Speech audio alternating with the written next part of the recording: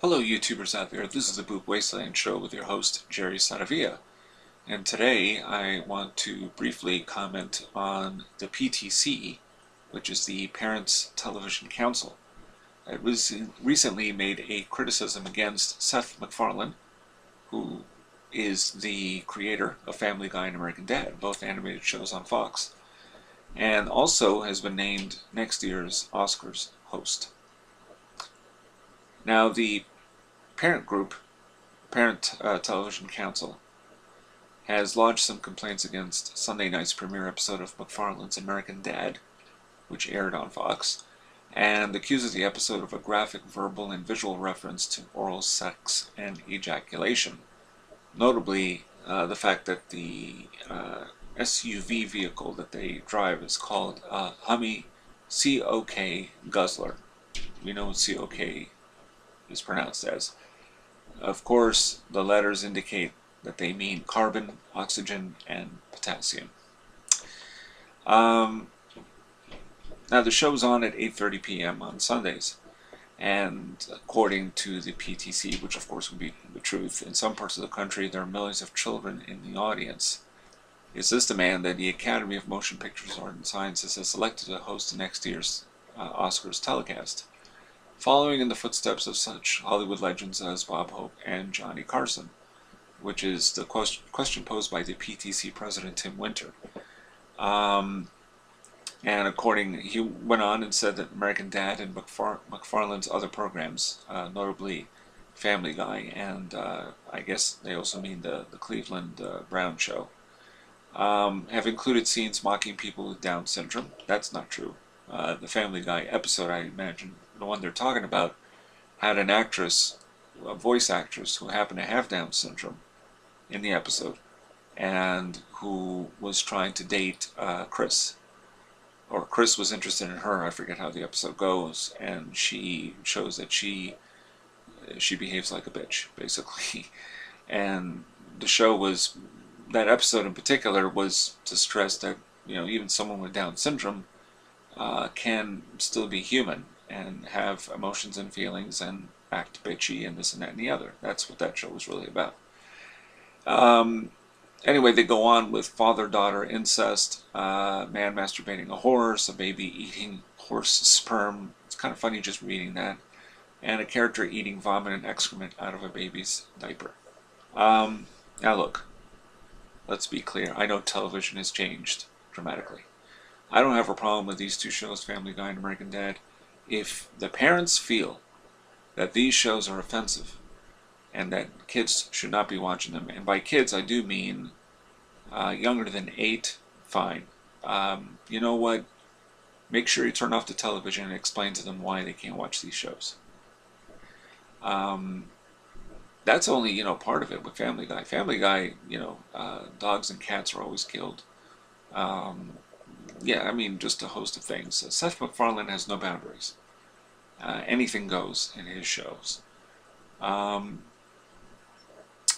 my feeling is that they shouldn't have to be on at 11 or 11:30, because the same problem would apply.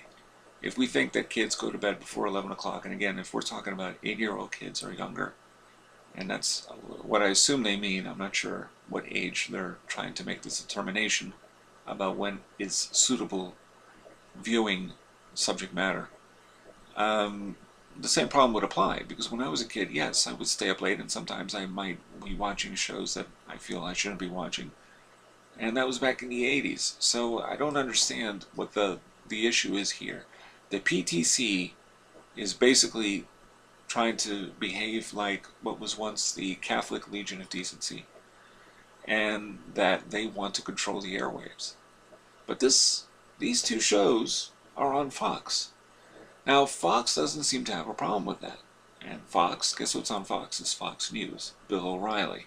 So, if these shows are making money for the network, and they don't have an issue with it, and they even cancel Family Guy once or twice even, then what is the issue here? These shows are really meant for adults. The ratings stipulate that right at the beginning. And I don't even agree with ratings, I'm sorry. For television, excuse me, but no. I do not agree with it. But that's my own personal view.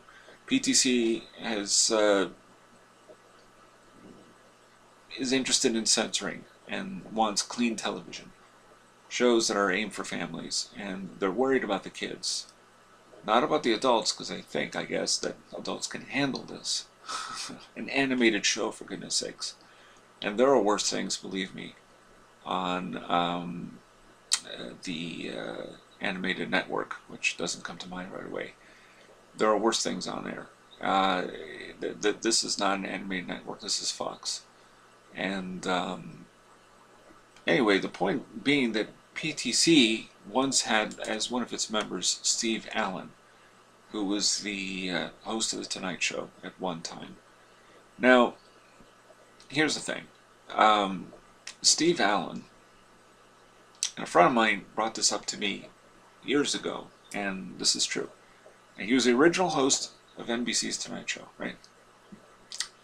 He's no longer around. Steve Allen appeared briefly in the film Casino by Martin Scorsese. Now, if there isn't a film that has had more utterances of the F-bomb, it's that film. That holds the record. And he was in it. Now, I don't know if he wished he hadn't appeared in it, but I guess he must have known, considering this was following in the footsteps of Goodfellas. There would be some profanity and violence. There's a lot of profanity.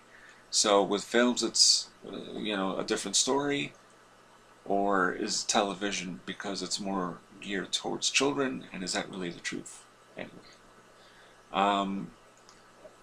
there is programming available on television for kids.